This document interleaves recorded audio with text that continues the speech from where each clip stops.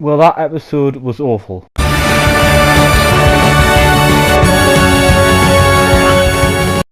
have to admit, I had a lot of doubts about Series 11, but that happens all the time with a new Doctor. Everybody goes through it. Hard to get used to a new Doctor, but I immediately liked the 11th, which is getting there. Maybe at the end of the series, I'll love her, but at the minute I'm just okay with her. But I am happy to call her a Doctor. I'm not like some people that'll be absolutely devastated or just can't get used to it. But anyway, 5 episodes in now, and it's been fun.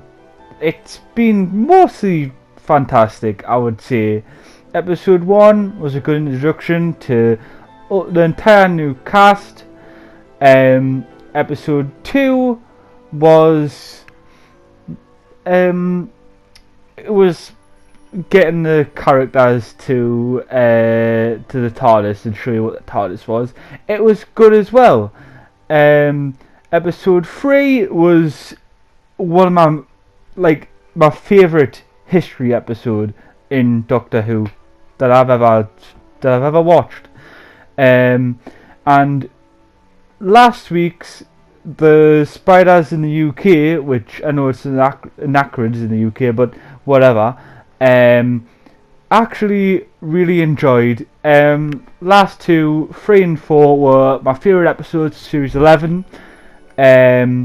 But now we've made it to episode 5, halfway through the series, since we're only getting 10 episodes in this series. And it was awful. It was boring, and one character I could say I like gets killed off 10 minutes in. The opening where there's a mine and actually it's apparently really damaged the insides of all the characters, but it's only really seeming to bother the Doctor. And then we'll meet a man who's gonna have a baby, which and didn't bother us. I thought, okay, interesting, cool, whatever. But all these characters were boring. There was nothing to them. We learned a little bit more about Ryan, about his dad. He's more character development for him. We're just here. Well, only thing we learn about Graham is that he watches all of the Call of the Midwife episodes. Yaz is just standing there, like, you know. And while I was watching, I thought, I've got a good nickname for Yaz. At the moment, she's just the painting. She just stands on the back wall, looking beautiful. Basically, she's just there to be a pretty face, because she hasn't really done anything. She does help a bit, obviously, but at least in the next time it shows us that it's going to be an episode about her. We're going to like to see her grandma, I believe, when she was young. So at least we're gonna get character development there. I'm guessing Chris Chibnall was like busy writing, because I'm glad to see that he's actually written all of them, so it's not going to be some randomer puts his own stuff in, and then some other guy a couple episodes down the line will go, no, that didn't happen, or you know, it's all written by one guy. This is one story by one person, which I believe is great. But anyway, it seems like he was like writing it all, and then he got to episode 5 and he's like, oh shit, Yaz just done nothing. We know a little bit about her family, but it's just Ryan, which Ryan's getting more development than the Doctor. This new Doctor. Okay, so the Doctor doesn't exactly always have episodes about him or her anyway, like massive important ones, not always, and we'll learn about him or her. We'll do learn bits and pieces, and again, this is early on in the this 13th Doctor's first series. So by the end of her run as a Doctor, we'll know all we need to know. Well, not all. You'll have to get all the audio books and all the novels, but whatever. Anyway, yeah, the villain was just awful. It was really funny. It was just this weird little CGI fat alien thing, and all I could do was laugh at it. It was a minion. It was a minion on drugs. I just love it how when it was like it went into like a hole in the ship, and you just like saw its little fat ass sticking out. I thought that was brilliant. It's just like, I don't know if I was meant to take the series or just laugh at it. It was different at all. It wasn't just going around eating people. All it wants is the energy, and I don't know. It was just weird.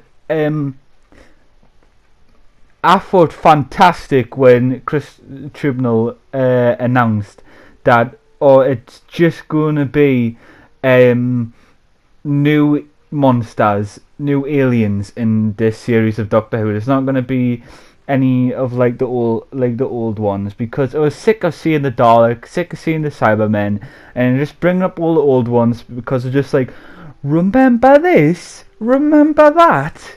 Oh, it wasn't that great back then. But episode 2 introduced a piece of cloth as a villain, and like now in episode 5 we'll get basically another adipose. Actually, do you know what it is? You know the little aliens, the little fat short aliens from Ratchet and Clank 3, the ones with like the long stalk thing coming out of its head, and its eyes, like its eye like sort of like droops over, and Raji has to like transform into one of them to like go through different bases, and you've got to like at the shield door you've got to like press the buttons, and like if you don't, well, you can't get through. Yeah, it looked like one of them. The CGI wasn't too bad for what it was. The whole sets and that looked great. The characters are pointless, and yeah, I was bored. Yeah, I don't know. One other thing I've pointed out is, why is this series like absolutely chock-a-block with, and I'm not trying to be racist, I mean it doesn't bother us. I've just noticed that it's like full of like Indian actors and actresses. It's there's a lot of them. There is lots, and like that's not bad. Obviously not. It's just like, why is this one series just the most gotten like them actors? It's like, okay, Chris Chibnall must just be a fan of all these people. I don't know. Whatever. That doesn't matter. Anyway, so I would give this one about a 2 over 3. But each series, I guess, has to have a really shit one. My favourite Doctor, David Tennant, the 10th Doctor. His first series, Series 2 of the reboot, had Love and Monsters, which that is one of the worst episodes in Doctor Who history, in my opinion. But anyway, thank you for watching, and if you would like another 10-minute review or whatever of me just talking about each episode, I'll do it next week as well. Thank you very much, and farewell.